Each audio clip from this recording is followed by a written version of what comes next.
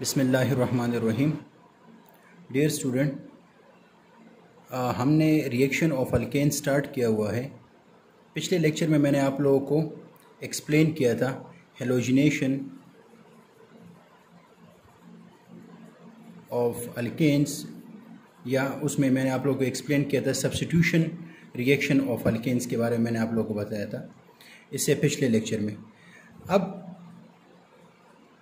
इस लेक्चर में मैं आप लोगों को एक्सप्लेन करूंगा कंबशन रिएक्शन ऑफ अल्केन्स के बारे में।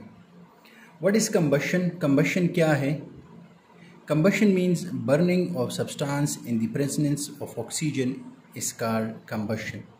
जब किसी भी कंपाउंड को हम बर्न करते हैं या उसको हीट करते हैं ऑक्सीजन की मौजूदगी में, इसको हम कहते हैं कंबशन।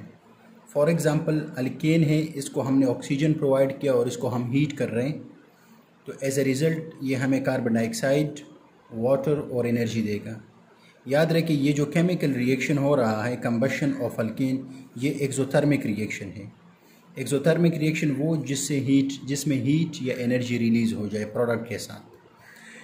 अब अल्केन्स हमें कंबशन रिएक्शन की वजह से हमें एनर्जी देता है और ये energy large amount of energy होती है। इसी वजह से अल्केन को यूज़ करते हैं हम एज ए फ्यूल के तौर पर हम यूज़ करते हैं।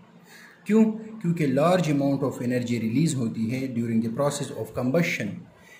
किस तरह? फॉर एग्ज़ाम्पल जब मीथेन का हम 1 मोल लेते हैं और ऑक्सीजन के मालिक्यूल हम प्रोवाइड करते हैं, तो as a result carbon dioxide, water और इतनी एनर्जी उससे रिलीज़ होती है। अगर आप देख लें, हमने जब ईथेन ले लिया, दिस इज़ ईथेन, तो अब ईथेन को जब हमने ऑक्सीजन प्रोवाइड किया और हमने उसको इग्नाइट किया, हीट दिया थोड़ी सी, तो as a result carbon dioxide, water और इतनी लार्ज अमाउंट ऑफ एनर्जी उससे रिलीज़ हुई। तो ये जितने भी अल्केन्स हम लेंगे तो और उसकी हम कंबशन करेंगे, तो as a result carbon dioxide और वाटर मिलेगा। हाँ, उसकी क्वांटिटी में थोड़ी सी फ़र्क होगी। जितना मालिक्यूलर मास बढ़ेगा उतना उसमें कार्बन डाइऑक्साइड और वाटर की एनर्जी रिलीज़ ज़्यादा होगी, लेकिन इसके साथ साथ उससे जो एनर्जी रिलीज़ होगी वो भी ज़्यादा होगी। तो इसी वजह से अल्केन्स को हम यूज़ करते हैं एज अ फ्यूल यूज़ करते हैं। अब कंबशन 3 किस्म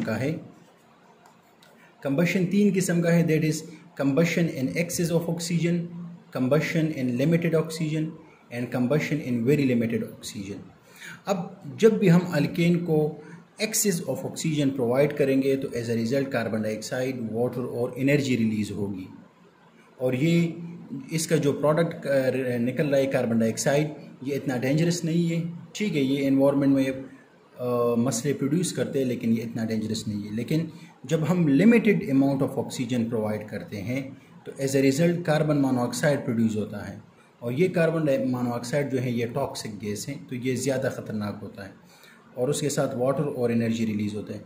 जब हम very limited amount of oxygen provide करते हैं तो एज ए रिज़ल्ट उसमें क्या होता है, तो एज ए रिज़ल्ट उसमें अल्केन को जब हम limited amount of oxygen provide करते हैं तो एज ए रिज़ल्ट कार्बन और वाटर के मालिक्यूल पैदा होते हैं और उसके साथ कुछ एनर्जी प्रोड्यूस होती है। ठीक है, तो ये अपने साथ याद रखें कि कंबशन ये नहीं है कि सब में सिर्फ कार्बन डाइऑक्साइड और वाटर प्रोड्यूस होगा, नहीं, ये डिपेंड करता है कि आपने कितने अमाउंट ऑफ ऑक्सीजन उसको प्रोवाइड किया हुआ है। ठीक है, तो डियर स्टूडेंट्स, यहाँ पर ये टॉपिक ख़त्म हुआ और इसके साथ साथ रिएक्शन ऑफ अल्केन्स जो थे वो भी ख़त्म हो गए।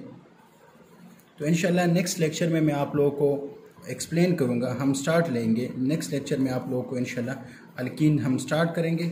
तो यहाँ तक आप लोगों को जिस चीज़ में भी, किसी भी टॉपिक में, किसी भी पॉइंट में कोई भी मसला हो तो आप लोग पूछ सकते हैं। ठीक है, दुआओं में याद रखें, खुश रहें, अल्लाह हाफिज़।